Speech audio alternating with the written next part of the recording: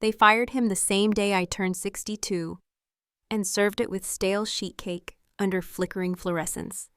Names Ellis Compton, former bookkeeper, current grillmaster, and the ledger he forgot I kept. Still pristine initials embossed. Ever been underestimated by your own kid? They didn't expect me to show up early. In fact, they probably didn't expect me to show up at all. The double doors to the Austin Event Center opened with a smooth hush, revealing a warm glow of spotlights, branded banners, and glossy acrylic signs etched with Avery and Lita Tech Solutions, honoring our journey. My name was nowhere in sight. I hovered near the back, taking in the ambiance. Smells of catered hors d'oeuvres, mini crab cakes, rosemary skewers, lingered in the air, but it was the hush that settled in my chest. The hush of knowing I was an afterthought. Or maybe not even that. Backstage, tucked behind a stack of oversized branded tote bags, was the ledger. My old leather-bound accounting book, the one I used in the early days to track every penny we sunk into this dream. It hadn't moved. A fine layer of dust clung to the edges like it had absorbed years of irrelevance. I didn't touch it yet. A shrill but controlled voice pierced the soft music. "Dad, you made it, Lita." Hair smoothed to perfection, dress crisp pearl studs glinting. Her smile didn't quite reach her eyes.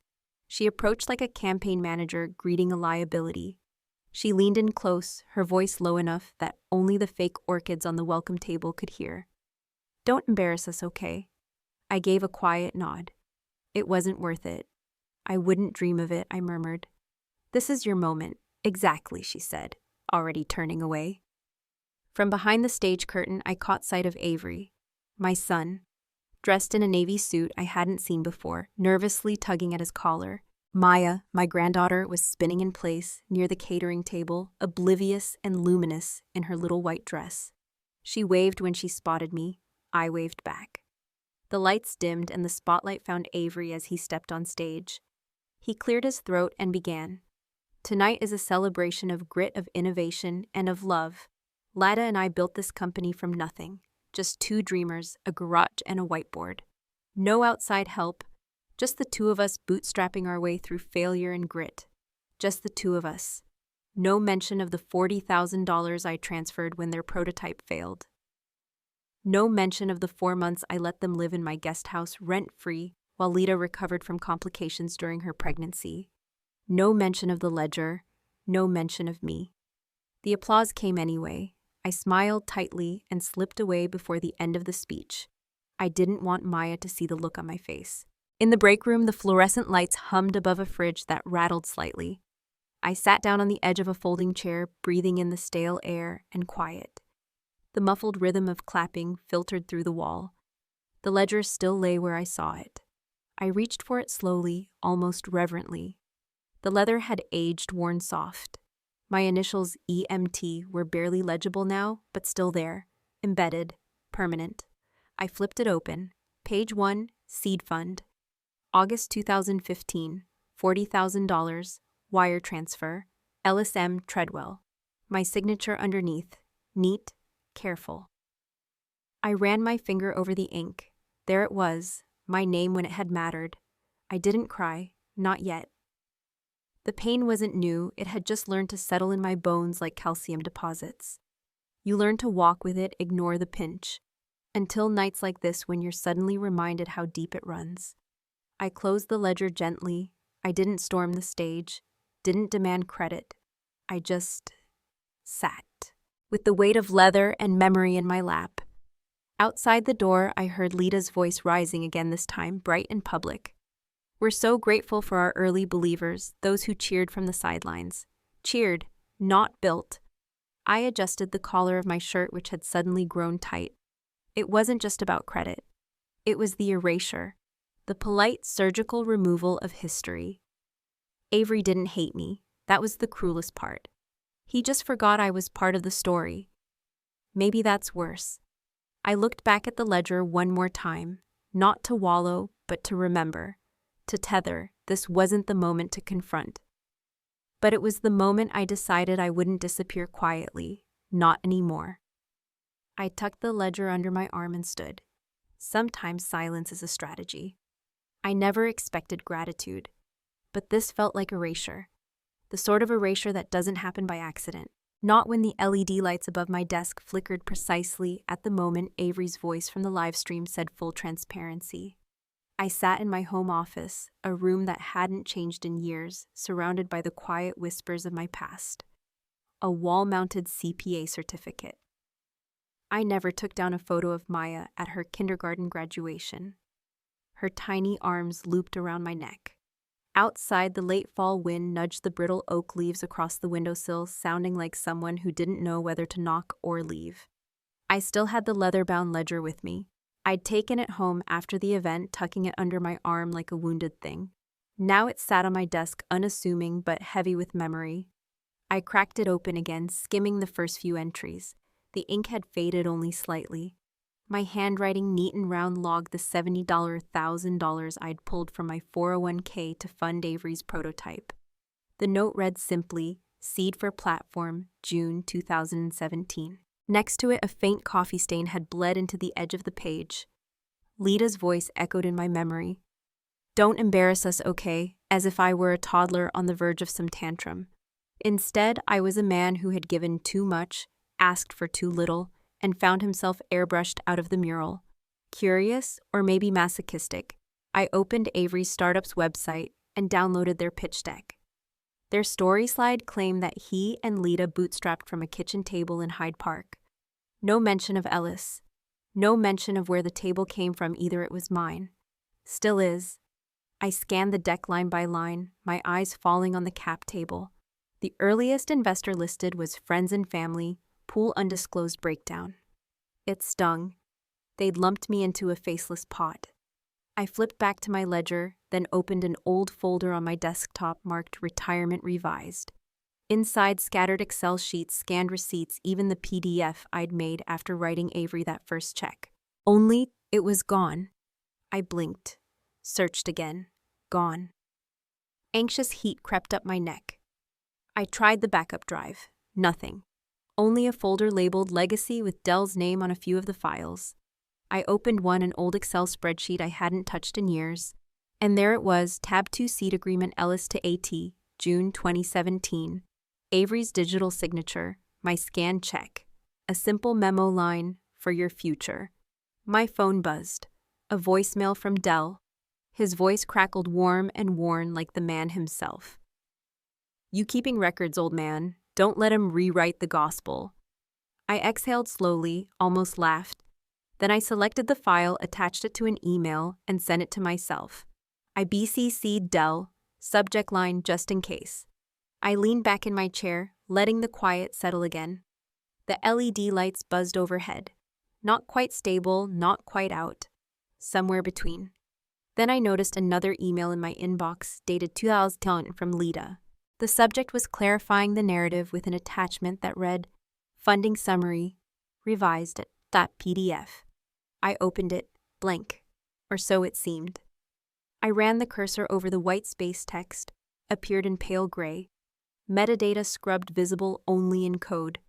A note buried inside read, Reframed to avoid donor complications.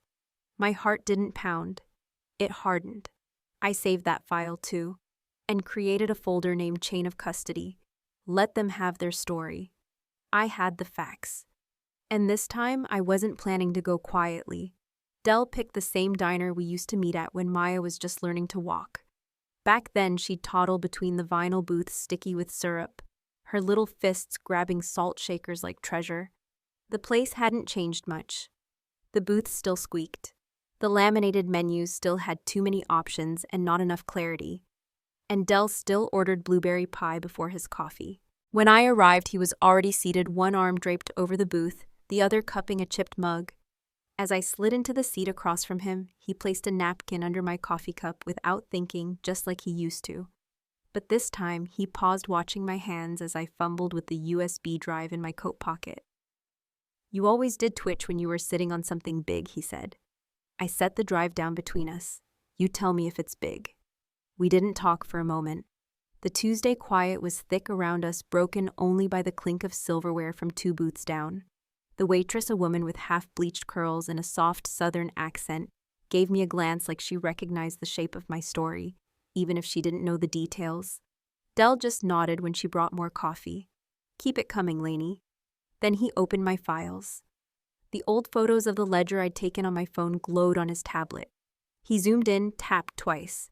That Avery's John Hancock. Yes. Clear as daylight. He scrolled to the next. Founder Capital. Good phrase. You didn't make that up, did you? No. That was his term. Del gave a low grunt of approval. Then he can live with it. He moved methodically, tapping and swiping, sipping from his mug. I handed him a printed copy of the pitch deck they'd circulated to investors. He pulled out a pen from his inside jacket pocket and underlined 3 lines. Here they mentioned their first outside investor in Q4 2018. He pointed at the ledger photo. You wrote the first check in Q2 2017. That makes you pre-seed, not friends and family fluff. I nodded, jaw tight. He pointed again. Here's the kicker, they list initial capital as undisclosed self-funding. That makes the legal standing slippery. Slippery how you're the funding. If they scrubbed your name for optics, that's narrative management. If they reclassified the funds, that's a misrepresentation. So I have a case. Del paused, took a bite of his pie and chewed slowly. You have a trail, a damn clean one, but don't jump yet. I raised an eyebrow. Wait for Series B, that's when the real signatures fly. When they file with the SEC, they'll have to reconcile founding equity. If you move before they can adjust the terms quietly. He poured more sugar into his coffee. But you, my friend, have time on your side and documentation. The waitress refilled our mugs, glanced at the pile of papers and digital clutter between us. Tax season early, she joked. Del winked. Nah, just straightening the family tree. I smiled barely, not sure how many branches are left. Del leaned in, tone softening. You're not erasing anyone. You're remembering truth. That ledger of yours. He tapped the printout again. It's not ink on paper. It's your memory made visible. I exhaled long and low. Then he pulled a folded page from his coat. Drafted this last night. Statement of facts. I'll notarize it if you want. Might be good insurance. I stared at the sheet. My name typed clean, the dates, crisp quotes from emails I hadn't even told him I had. Del was always 2 steps ahead. You trust me that much? He sipped. I trust the guy who always left a tip, even when the pie was cold. We sat a while longer. The diner's heating buzzed against the window pane. Maya's laughter from years ago rang faintly in my mind, a ghost echo.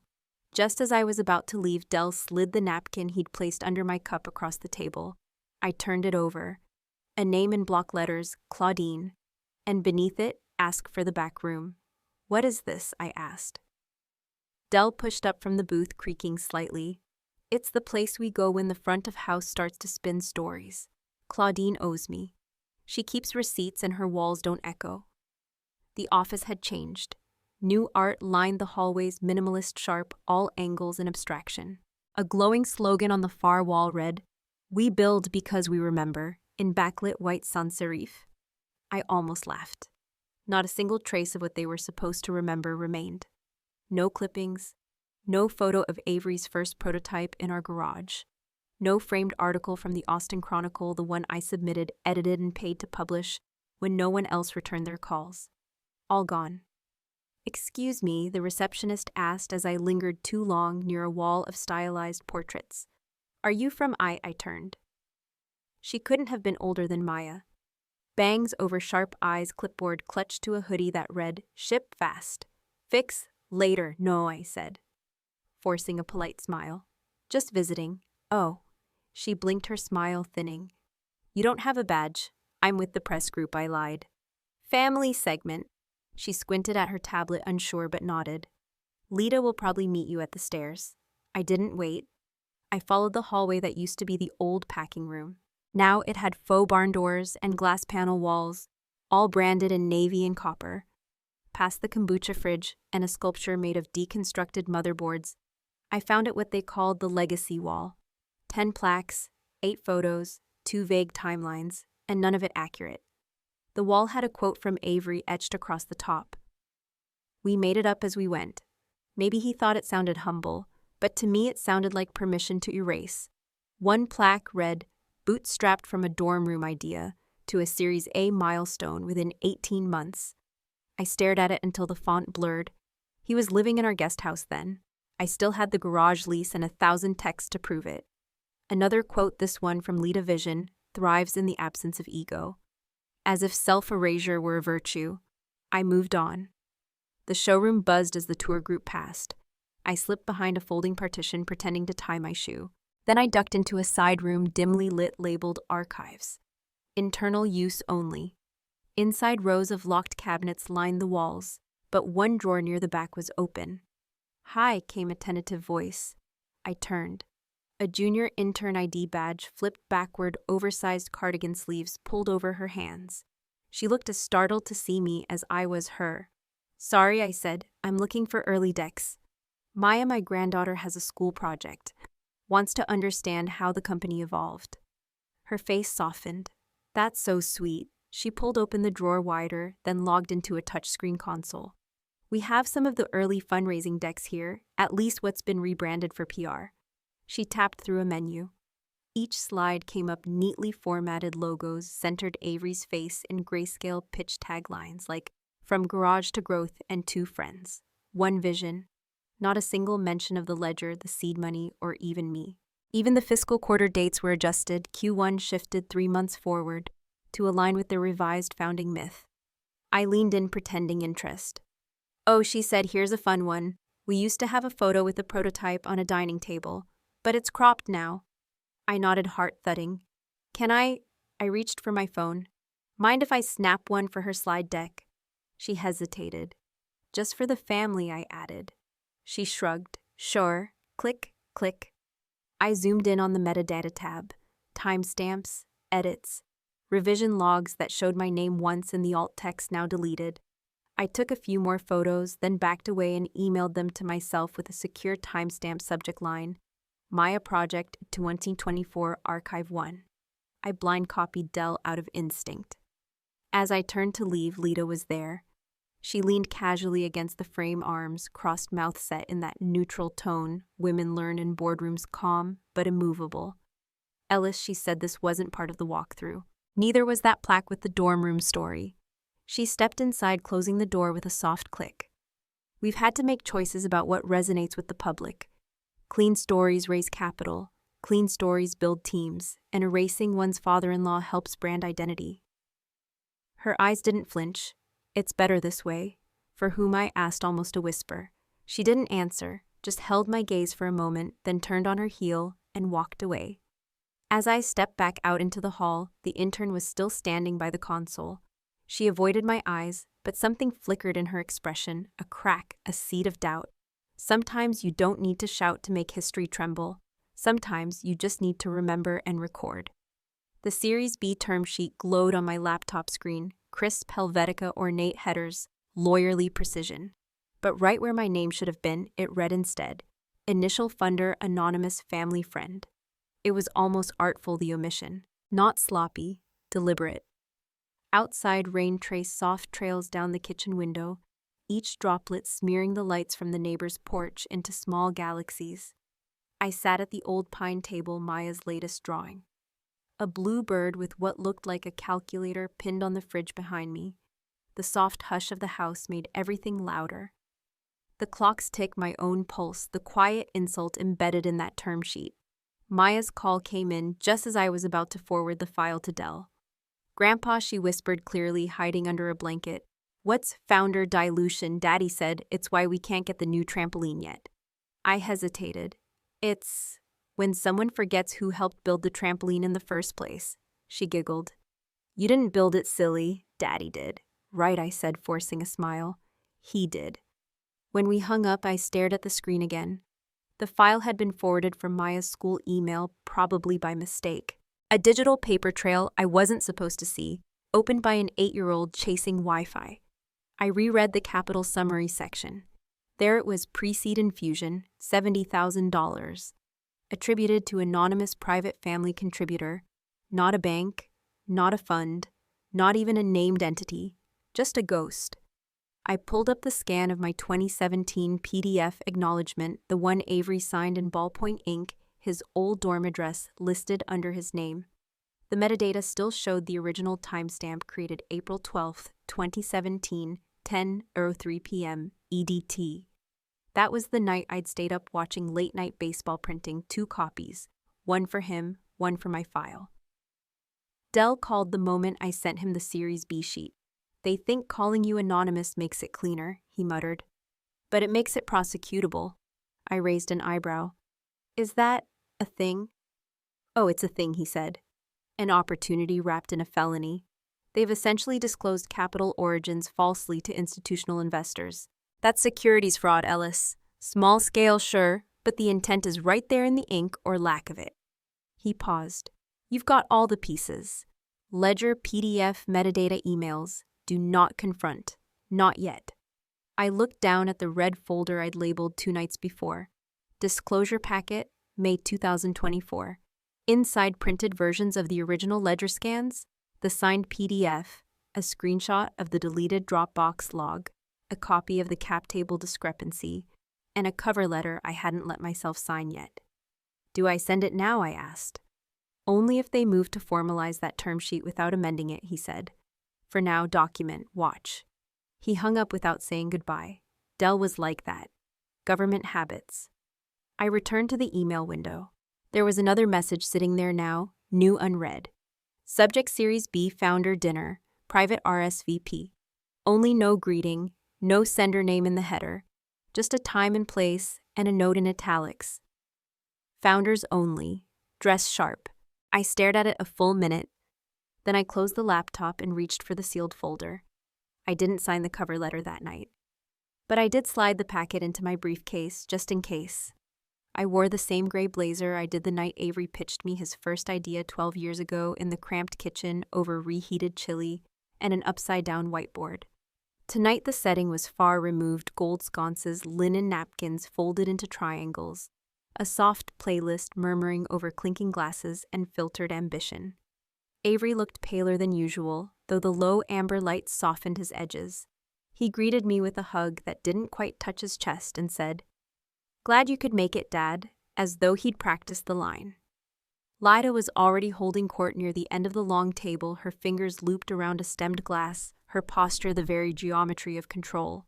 The name cards were calligraphed, and mine said only Mr. E. R. Compton. I slipped into my seat beside an angel investor couple who smelled faintly of lavender and old wood. The man adjusted his cufflinks, leaned over, and said with a curious smile, "We always wondered who that third name used to be." I answered him with a quiet smile, not yet ready to speak the truth aloud. The meal moved in delicate courses. Sea bass grilled radicchio, a minimalist dessert that resembled edible origami. Toast began predictably. Avery stood clearing his throat. "I just want to thank everyone here for believing in the mission, for sticking with us, for seeing what we saw." He glanced at Lida when this was just a sketch and a server in a garage. I waited. But the sketch, of course, had been mine, financial, not technical. And the server had hummed in my guest bedroom. He concluded with, "It's been a bootstrapped journey of 2. I raised my glass halfway and caught DIL's eyes across the room. He was seated near the wall, invited under the pretense of having helped with regulatory prep, as if he hadn't been my moral barometer for decades. He didn't blink, but a ghost of a nod passed between us. I stood slowly, the silverware paused midair. I hadn't signaled anything to the room yet, they knew. "If you liked the product," I said evenly, "you'd have loved the original ledger." The air held its breath. I brought copies. I reached into my blazer, yes, the same gray one, and retrieved a thick, sealed envelope. On the label, printed in clean serif font, were the words, "Disclosure Packet, May 2024. Avery blinked. Lida leaned forward, chin lifted. "You wouldn't," she said softly. "I already did," I replied, and slid the envelope across the table. There were no fireworks, no slammed glasses, just the subtle creak of chair leather as people repositioned themselves. Lida's lips compressed. Avery looked at the packet like it was a forgotten photograph, the kind that jolts memory rather than comforts it. DIL coughed lightly and said more to the room than anyone specific. "Copies of the packet are now archived with the Chamber's Records Office. Standard procedure." The investor couple beside me exchanged glances. The woman, sharp-eyed, maybe a former litigator, said with a half-smile, We'd love to discuss legacy investments sometime, if you're open. I nodded once. My hands rested on the table, fingers still my posture. Unthreatening, but unmovable. I didn't need to gloat. The room had done that for me. Lita stood first, smoothing the folds of her dress. "Excuse me," she murmured, and walked toward the exit without waiting for Avery. He lingered, caught between tables, between versions of himself. He didn't speak, just looked at me, eyes unreadable. Sometimes power shifts not with thunder, but with silence. The paper plate buckled slightly under the weight of the ribs, but Maya didn't seem to notice. She stood barefoot in the grass, her curls tied back with a bandana, too big for her head and too bright for my eyesight. The plate was extended like a gift. "You're the only one who grills it right, Grandpa," she said. I wasn't invited to the post-launch BBQ. Not officially. The emails went out to the team, the investors, the press, carefully curated guest lists full of curated smiles. My inbox remained conspicuously quiet. But Maya had texted 3 words the night before. "You grilling tomorrow?" And that was enough. The backyard looked like it had years ago, before the funding rounds and polished panels, before the neon signs and filtered branding took over. Just the old grill with its hissing valve, a folding table covered with paper towels, and a string of wind chimes tapping in the breeze. DIL leaned back in the sagging lawn chair, balancing a styrofoam cup on his knee. "Didn't think I'd see the day you went back to charcoal," he muttered. "Propane's too dignified," I replied. He laughed, the kind of low chuckle that sounded like it had roots. Besides, nothing wrong with doing it the way it always worked. Maya was arranging potato salad next to the ribs when she reached into a small tote bag and pulled out a cake box. It had a plastic top, slightly fogged from the heat. "Look what Mom picked up," she said, grinning. "We made them write this." She lifted the lid to reveal a cake with looping blue frosting letters. "Your first ROI." The I dipped too low, almost disappearing into the piped border. I blinked. "It was Maya's idea," DIL added. "But I paid for half," I laughed, then coughed to cover it. How generous of my investors. The ledger rested inside on the dining table, its spine repaired with leather glue I'd ordered off a restoration form. The entries remained unchanged, except for one I'd added last night, a new line that read, "Only June 2024. BBQ 3 guests. 1 cake." The house phone rang. I still had one of those mounted on the wall beside the fridge. Maya beat me to it but glanced at the screen. "It's Dad," she said, holding it out. I nodded. Let it go to voicemail. DIL raised an eyebrow. I stepped inside and stood by the window as Avery's voice filtered through the speaker. "Hey, I saw the press recap. You looked solid." I didn't know how much I was erasing until it was too late. I guess we both took things out of the picture, me with your name and you with your silence. "I'm trying to fix some of that. I hope you're well. Tell Maya thanks." There was a long pause before the click. Just a silence that stayed suspended in the room like humidity after a rain. Back outside, Maya had migrated to the swing. DIL was fanning his shirt with a paper plate. "I ever tell you," DIL said, "that one of the investors wants to fund a mentorship thing? Your model, but for older founders. Called it Legacy Lift, or something equally Silicon Valley." I chuckled. "Only if I get veto power over the name." "You've earned it," he said, raising his cup. I sat beside Maya and opened the ledger on my lap. She leaned in her elbows, bumping mine, eyes wide. "Can you show me how to ledger things?" she asked. Her tone was simple. No grand expectation, no loaded subtext. Just a request. I glanced down at the worn pages, at the lines of ink stretching back over years of ambition, compromise, and belief. I flipped to a blank section, licked my thumb, smoothed the crease. "Sure," I said. "But only if we add stickers this time." She gasped. "Really only the glittery kind?" The sun dipped lower, catching the wind chimes in a mellow chorus. DIL was already halfway to the gate, waving without looking back. Avery's nameplate came down from their office door a week later. I didn't ask what replaced it. 6 months later, I found myself sitting in a folding chair that creaked every time I shifted. The community center buzzed with potluck energy, casserole trays, warming on mismatched tables, PTA parents swapping gluten-free recipes, and whispers of after-school schedules. A plastic banner hung loosely overhead. Workshop launch, financial literacy for families. DIL adjusted the microphone with theatrical ceremony. If you hear a buzz, it's not feedback, it's anticipation. The audience chuckled, and I looked down at the well-worn ledger on my lap. Its spine now repaired its pages, familiar as old songs. Maya stood to the side of the projector screen, clutching the clicker like a baton. "Good evening," she began, her voice steady but sweet. "Today we're launching a tool we've been working on for a while, Financial Literacy for Kids, the Family Edition. It's based on a system my grandpa created a long time ago. He didn't call it a system, he just called it paying attention." There was a gentle hush as the first slide appeared, scanned pages from the original ledger, overlaid with cartoon-style notes and illustrations. A parent in the front row leaned over and whispered to another, "Is that your granddaughter?"